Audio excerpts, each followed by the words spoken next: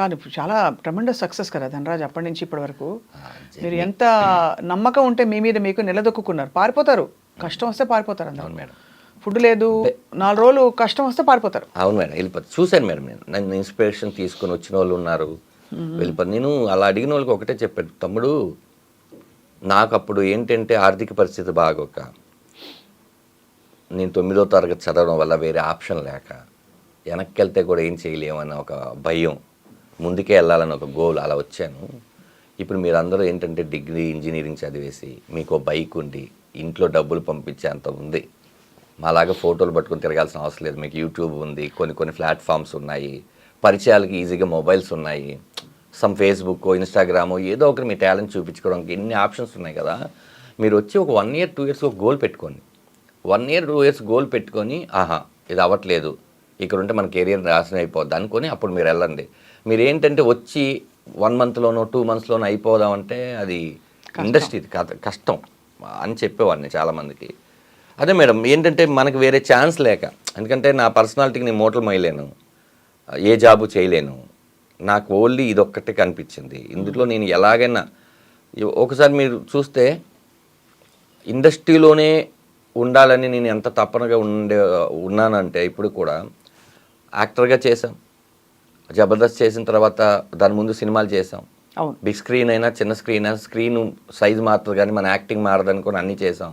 ఓ reality షోకి వెళ్ళాం, ఆ తర్వాత ఛానల్స్ మార్చుకున్నాం, ఆ తర్వాత హీరోగా చేయాలనుకున్న తపంతో పొడ్డిచ్చేసాం, హీరోగా సక్సెస్ అవ్వలేదు అన్న తర్వాత మళ్ళీ షోస్ అవన్నీ స్టేజ్ షోస్ ఫస్ట్ టైం చేసుకొని స్టేజ్ షోస్ అవన్నీ చేసుకున్నాం. ఆ తర్వాత లేదు మళ్ళీ దీన్ని చేయాలని డైరెక్షన్ చేసాం. అంటే ఇక్కడ ఈ క్రాఫ్ట్స్లోనే వర్క్ చేయడం తప్ప నాకు వేరే వర్క్ రాదు. అవును, ఇక్కడే ఉంటాను మేడం. రేపొద్దున ఇది కాకపోయినా ఇంకా ఏదైనా యూట్యూబ్లో అయినా వెళ్తాను, లేకపోతే ఏదైనా చేస్తాను, లేకపోతే మిమ్మల్ని చూసి ఇన్స్పైర్ అయ్యి ఏదైనా ఇంటర్వ్యూలు అయినా స్టార్ట్ చేస్తాను, కానీ నేను ఎక్కడికి వెళ్ళలేను మేడం. ఇక్కడ ఇది అలవాటు అయిపోతే ఇంకెక్కడికి వెళ్తారు కదా. ఇదొక మీరు వెళ్ళాల్సిన అవసరం కూడా రాదు అసలు. చెప్పలేం కదా, వ్యసనం కరోనా వస్తుందని మనం అనుకున్నావా? అదే అలా చూస్తే అంటే అందరికీ పెద్ద కష్టం వస్తుంది, దానికి అంత పెద్ద సొల్యూషన్ పక్కనే ఉంటుందని నమ్ముతాను నేను. అది ఒక రకంగా మంచి పని చేసింది, ఒక రకంగా అంతే కదా. సో అయితే మరి అది అలా జబర్దస్త్లో మాత్రం మీరు జబర్దస్త్గా ఉన్నారు. అవును మేడం, మంచి పేమెంట్, అంటే చాలా మంచి పేరు వచ్చింది, మంచిగా మీరు స్థిరపడింది అక్కడే కదా. అవునండి, అసలు నాకు సినిమా ప్రొడ్యూస్ చేయడానికి కూడా డబ్బులు ఇచ్చిందంత చేసిందండి జబర్దస్త్. అవును, చాలా మంచి మంచి ఇన్నింగ్స్ అది.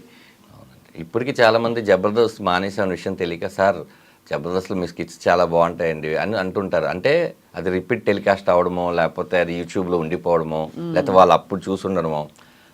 నాకు ఇప్పుడు మా అమ్మ నాన్న ధనరాజ్ అని పేరు పెట్టారండి. ఎక్కడో ఒక 2-3 కలిసి, పంతులు గారు వాళ్ళందరూ కలిసి పెట్టిన పేరు.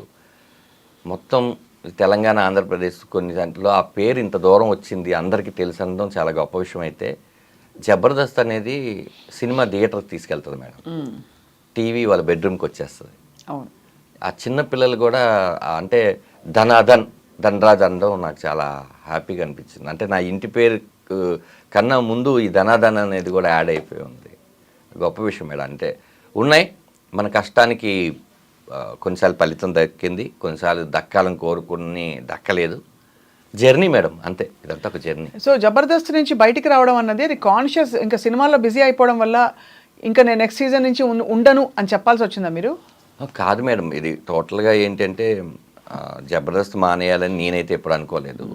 మాకేంటంటే 13 ఎపిసోడ్లు అని చెప్పారు. అది రేటింగ్ బాగా వచ్చేసరికి మళ్ళీ 13 ఎపిసోడ్లు కంటిన్యూ చేసి, అప్పటికి కూడా నేను అప్పటికే నాకు తెలిసి జగడం, పరుగు, ఇట్లా కొంచెం మన పిల్ల జమీందారు, ఇలాగ నేను సినిమాలో కూడా కొంచెం నోటెడ్గానే గోపి ఉన్నాను మేడం. అంటే ఏమైపోయిందంటే మాకు అప్పుడు రోజుకు 3 ఎపిసోడ్లు తీసేవాళ్ళు మేడం. అంటే మార్నింగ్ ఒక 10 o'clock స్టార్ట్ అయితే ఒక 6 టీమ్ లీడర్స్ చేసేసరికి అది ఒక 4, రిజల్ట్స్ అంత అయినాక 5 బ్రేక్, మళ్ళీ 1 hour తర్వాత మళ్ళీ ఒక స్కిట్, అది రాత్రి 11-12 మళ్ళీ ఒక బ్రేక్, మళ్ళీ 1 గంటకో 2 అది మళ్ళీ 4 అయిపోయేది, 4-5 అట్లా 3 ఎపిసోడ్లు తీసేవాళ్ళు. 3 ఎపిసోడ్లు తీసిన తర్వాత మేము ఇంటికి వెళ్ళి ఇంకా పడుకోవాలి. పడుకున్న తర్వాత ఆ డే పోయింది. ఆ నెక్స్ట్ డే నుంచి మళ్ళీ నెక్స్ట్ వీక్కి సంబంధించిన కాన్సెప్ట్ ఏంటి రాసుకోవాలి. మీరే రాసుకునేవారు? అంటే మేము ఇప్పుడు నా స్కిట్లకి ఇప్పుడు ప్రసన్న బెజవాడ అనే అతను ఉండేవాడు, నా దాంట్లో రాటో రాంప్రసాద్ ఉండేది. ఏదున్నా కూడా టీమ్ లీడర్ ఐడియాలజీ నుంచే మీరు ఏది చెప్పినా కూడా ఇది బాగాలేదు బాగుందని చెప్పడానికి టీమ్ లీడరే మెయిన్ ఉంటుంది. వాళ్ళ కాన్సెప్ట్ చెప్పినాక అది నచ్చలేదు, ఇలాంటి కాన్సెప్ట్ వేరే వాళ్ళు చేస్తున్నారు అని అనేవాళ్ళు. అప్పుడు అది రాసుకోవడానికి ఒక 2-3 రోజులు పట్టేది. ఈ 2-3 రోజుల తర్వాత రిహార్సల్స్ తర్వాత షూటింగ్, మళ్ళీ షూటింగ్ సేమ్ ప్రాసెస్. ఇప్పుడు టోటల్గా మనకి ఏంటంటే వేరే సినిమాకి డేట్లు ఇవ్వడానికి, ఇప్పుడు సినిమా డేట్లు ఎలా ఉంటుంది కాంబినేషన్, అవును సేమ్ ఇక్కడ కూడా కాంబినేషన్. నాగబాబు గారు, రోజా గారు, ఇటు అనసూయ గారు, లేకపోతే రష్మి గారు, మిగతా 6 టీమ్ లీడర్లు, కంటెస్టెంట్లు, ఫ్లోరు, ఇన్ని ఉండే. ఇక్కడ ఇచ్చేస్తే అక్కడ చేయలేం. అక్కడేమో మన లైఫ్ టర్న్ అయిపోయి మన బిగ్ స్క్రీన్ కదా చూద్దాం అనుకున్నాం అనేది ఒక చిన్న ఇది ఉండేది అప్పట్లో. ప్రాబ్లం ఏమైపోయిందంటే అమ్మో మనం చాలా స్ట్రెస్ తీసుకుంటున్నాము అని అప్పుడప్పుడు చేసి ఆల్మోస్ట్ ఒక 70 స్కిట్లు ఏదో చేశాను, 70 స్కిట్లు. ఆ తర్వాత ఈ సినిమా బిజీ అడావలి పడిపోయాం. వాంటెడ్గా జబర్దస్త్ వదిలేసి వచ్చేద్దాం కాదు. ఒకరోజు ఈ ఇన్సిడెంట్ ఎవరికి తెలియదు మేడం, మీరు వేణుని కూడా ఇంటర్వ్యూ చేశారు, నేను చూశాను. అప్పుడు మీరు వేణుని వేణు చెప్తాడేమో అని కొంచెం చూశాను. నేను యాక్చువల్లీ పనిలేని పులిరాజు అని ఒక సినిమా జరుగుతుంది మేడం, నేను హీరోగా చేస్తున్నాను. అది యూసుఫ్ గూడ్లో గణపతి ఎదురుగా ఫోటోషూట్ ఏదో జరుగుతుంటే వేణు అండ్ ఏడుకొండల మేనేజర్ వచ్చారు. వచ్చి ఆలీ టాగీస్ అని ఒకటి చేస్తున్నారు, సడన్గా ఆయనకి ఏదో డేట్లు ఇబ్బంది వల్ల చేయట్లేదు, ఇప్పుడు దాన్ని మా టాగీస్గా మార్చారు.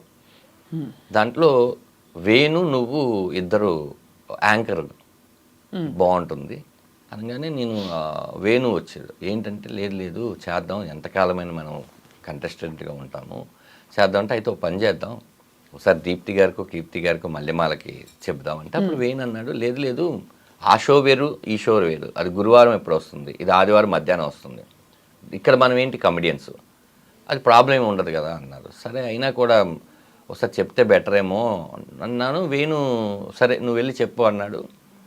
నేను ఏం చేశానంటే ఇక్కడ నెక్స్ట్ డేనే షూట్ చేస్తాం. షూట్ చేసేసి నేను వెళ్ళి ఇట్లా మేడంతో మాట్లాడాను, శ్యామ్ ప్రసాద్ గారి వాళ్ళ పాపతో. మేడం ఇట్లా సడన్గా చేసామండి, ఇది చెప్దాం అనుకుంటున్నాను, సేమ్ అండి మీ డేట్లకి వాటికి ప్రాబ్లం రాదంటే ఆవిడ ఒక మంచి మాట అన్నారు. చూడన్నా ఎప్పుడు ఎక్స్క్లూజివ్నెస్ ఒకటి ఉంటుంది, మీరు ఇక్కడ కనిపించి అక్కడ కనిపిస్తే అది పెద్ద ఎక్స్క్లూజివ్ అవ్వదు కదా, ఓ పని చేయండి, మీరు అది చేసేసి కంప్లీట్ చేయండి, మీకు మల్లెమాలలో ఎప్పుడైనా సరే మీకు ఇది ఉంటుంది, మీరు అది చేసేసేసి ఇక్కడికి రండి అన్నారు. అదేమైంది 13 ఎపిసోడ్లు అంటే జబర్దస్త్ డైరెక్షన్ చేస్తున్న సంజయ్ గారు కూడా ఆ టైంలో ఇటు వచ్చేసారు. ఓహో సరే మేము 13 అనుకున్నాం, అది మెల్లిగా 24 ఎపిసోడ్లు అలా అయిపోయి అది అయిపోయింది. ఇప్పుడు ఇక్కడికి మళ్ళీ వద్దామనుకున్నప్పుడు మాకు సినిమాలు కొంచెం బిజీగా ఉండి దాని తర్వాత ఇక్కడికి వచ్చినాక అప్పుడు వాళ్ళు పడిన స్ట్రగుల్ అర్థమైంది. మేము సడన్గా 2 టీమ్ లీడర్లు వెళ్ళిపోయాం. ఇప్పుడు ఎవరు టీం లీడ్ చేయాలి? అవును, వాళ్ళకేమో నెక్స్ట్ 1 వీక్లో షూటింగ్ అనగా మేము వెళ్ళిపోయాం. ఇప్పుడు వాళ్ళు సుధీర్ని తయారు చేసి అటు వేణు వాళ్ళ కంటెస్టెంట్ సుధీర్ గెటప్ సీన్ చేసి నా దాంట్లోంచి రామ్ ప్రసాద్ని తీసుకొని వెళ్ళి పెట్టి నా దాంట్లో చేస్తున్న రాకేష్కి ఒక టీం ఇచ్చి రాకింగ్ రాకేష్కి ఆర్పి అండ్ రాకింగ్ రాకేష్కి టీం చేసి వాళ్ళు షఫిల్ చేసి వాళ్ళు ఎంత కష్టపడ్డారో అన్న విషయం మేము మర్చిపోయాం. దట్స్ వై వాళ్ళకి ఎక్కడో ఒక చిన్న ఉంటుంది కదా. తర్వాత మేము కూడా ఎక్కువ వెళ్ళి ఇది చేయలేదు. దాని తర్వాత నితిన్ భారత్లు వచ్చి సంజీవ్ వెళ్ళిపోయినాక డైరెక్టర్ మారిపోయాడు. ఇదంతా ఒక తెలియకుండా ఒక చిన్న కొలాప్స్ అలా జరిగింది. బట్ నో రిగ్రెట్స్ కదా. రిగ్రెట్స్ అంటే మనమైతే చెప్పేసాం, కాలం నిర్ణయించింది. బహుశా మార్పు అన్నది తథ్యం కదండి. ఇప్పుడు ఎంతకాలం మీరు చేసినా ఇంకో 70 చేస్తారు, అప్పటికైనా ఆగాల్సిందేగా. అవును మేడం, ఎన్నని తీసుకుని వస్తాం. ఆఖరికి మేము ఏం చేసాం, జుట్టు దగ్గర నుంచి కాలు వేలు వరకు ఏమేమి చేయగలమో అన్ని చేసేస్తాం. అదే ఇప్పుడు ఏం చేసినా కూడా ఇంకా ఎవరో చేసినట్టే ఉంటుంది తప్ప కొత్తది రాదు మేడం. మేము ఆఖరికి థింగ్స్ మీద దగ్గర నుంచి విషయాల దగ్గర నుంచి కాంటెంపరీ మ్యాటర్ దగ్గర నుంచి అన్ని విషయాలు చేసేస్తాం. మాకు కూడా ఏంటంటే మనం బోరు కొట్టక ముందే వచ్చేయాలి, మనం బోరు కొట్టినాక వాళ్ళు పంపించకూడదు. అది కరెక్ట్, 100% కరెక్ట్. ఆ తృప్తి ఉండాలంటే అలా వచ్చేయాలని అనుకున్నాం. అలా జరిగిపోయింది మేడం. అది ఇప్పుడు మీ సక్సెస్ని అమ్మ నాన్న చూసారా? నాన్నగారు నాకు 8-9 ఇయర్స్ ఉన్నప్పుడే చనిపోయారండి లారీ యాక్సిడెంట్లో. మదరు నాతో వచ్చేసినాక ఆవిడ చూసిన ఒకే ఒక్క సినిమా ఏంటంటే జై, నా ఫస్ట్ మూవీ.